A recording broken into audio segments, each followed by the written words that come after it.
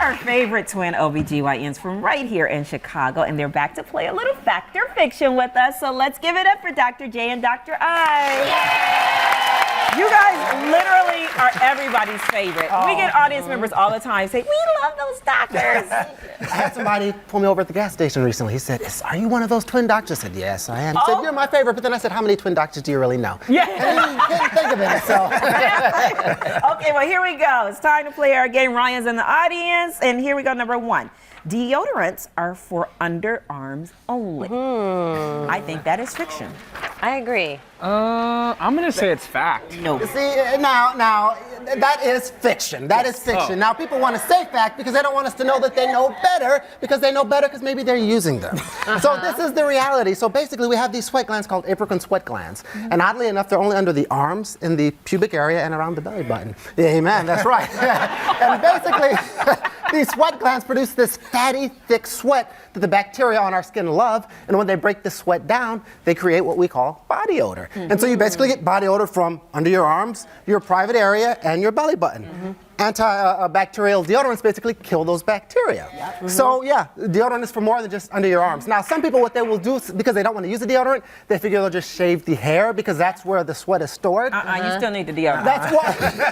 A, you need the deodorant, and B, we tell you not to shave because, believe it or not, you are at an 80 to 400% higher likelihood of developing STDs or contracting STDs if you shave your pubic hair. If you shave, so don't If you shave it? do not shave it. Trim it. Trim it, but don't shave it. That's right. Wait, It's there for a reason. What about waxes? It's no, you don't want to remove the hair because it's a mechanical barrier. It's a mechanical barrier, and so it actually increases the risk of contracting STDs. So just use the deodorant.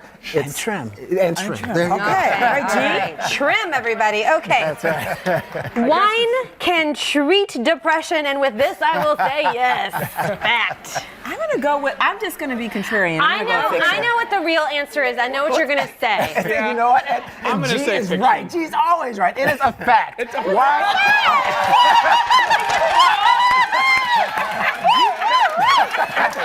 And that is why G is never depressed. Yeah, so this is the thing. But I always tell people there are a few things to think about. First of all, we're talking moderation. So the studies were like 8 ounces of red wine or less. Second of all, I tell people if you don't drink, don't start drinking just for that. And number three, if you truly are depressed, you need to see a doctor, maybe need medication, psychotherapy, things like that. But the reason that wines actually work is they have these polyphenols and antioxidants. And so it increases blood flow everywhere, including to your brain, and specifically the amygdala, which is the part of the brain that is responsible for depression. So drink some wine, increase the blood flow, it will help with depression. But if you're truly depressed, see a doctor. Okay, good to know. All right, here we go. Number 3, sexual function diminishes when a woman eats more than 1 apple a day. I'm gonna say. Ryan's like, what? It sounds so random that I'm gonna say fact. See, we have to ask teachers on this one, but actually that one is a fiction. That's fiction. Yes, we got it. Yes. So there are actually studies that show that if you eat 1 apple a day or more women, it actually improves sexual functioning. And there's a few reasons, and it can be red apples. Go get some apples. Guys, you know what you're getting your wives for Valentine's Day. We can have apples, no roses. It can be red apples, green apples, doesn't matter. The thing is, apples have those polyphenols. Again, they have the antioxidants, which increase blood flow to all the areas, including down below. So it helps with arousal, it helps with climax. But also it has something in it called fluoridazine, and fluoridazine mimics estrogen. And so it makes you more aroused. It also helps with climax, and it just puts you in the mood. So absolutely, 1 apple a day So or more. how far in advance should you eat the apple before you're trying to, eat it an hour before? You want to eat that apple every day because you want those levels to stay nice and constant. Oh, okay, just every every morning. day. Eat an Okay. apple. Yeah, you just ate an apple this morning. I did. Okay. All right. Here's the next one. Apples. I'll go have another apple later. Jeff She's is getting in ready for Wednesday. Okay, here's the next one. Ibuprofen can heal a woman suffering from a broken heart. Wow. I'm 0 for whatever today, so I might as well say. I'm 2 to 1. I'm gonna say fact. I thought I'm going fiction all the way. Okay. You know what? It's actually a fact. It is a fact. Now, this is the thing. So when you have social rejection or interpersonal rejection, it's your parasympathetic nervous system, that rest or digest nervous system that causes those symptoms you feel. So you feel that pit in your stomach, your heart rate kind of slows down, your breathing slows down. And so ibuprofen and acetaminophen actually affect the parasympathetic nervous system, so it kind of blocks those feelings. So it actually can heal a broken heart. He knows a lot about social I know. rejection. I Listen listen to him. all the time. Okay, here we go. Number 5. 5, babies born via C-section are more likely to develop asthma later in life.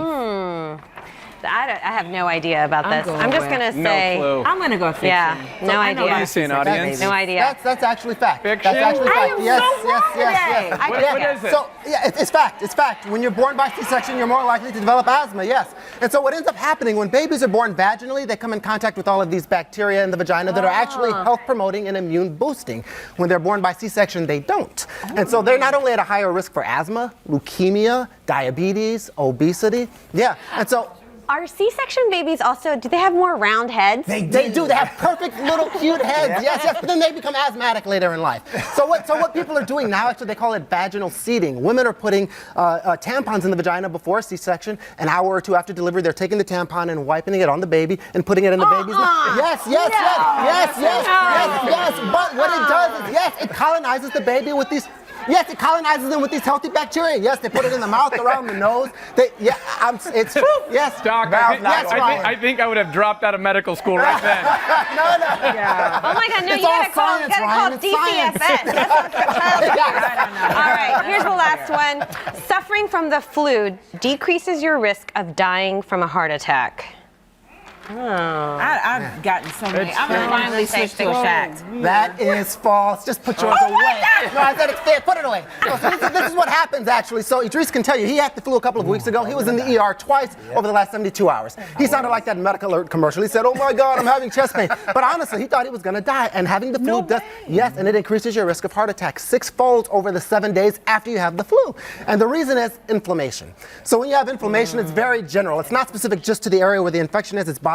And so it can damage those blood vessels going to the heart, and it increases the risk of heart attack. So then what do you do to get rid of the inflammation? Well, so you can do like non-steroidal anti-inflammatories like Motrin, Aleve. You should really be doing a baby aspirin every day anyway. If you're African American, maybe 2. Okay. And so that helps to decrease the risk quite a Somebody bit. told me if you go outside in the cold, it reduces inflammation. Is that true or false? It is, actually, it's true because anywhere that's cold, you get less blood flow, and basically inflammation is just blood flow. So just take a brisk walk every There day. you go. You're welcome. Head to WindyCityLive.com for more information on Dr. J and Dr. I and their medical blog, Twin Doctors TV. And if you have a question for the docs, just send us an email with Dr. J and Dr. I in the subject line to WCL@WindyCityLive.com. Good to see you guys both.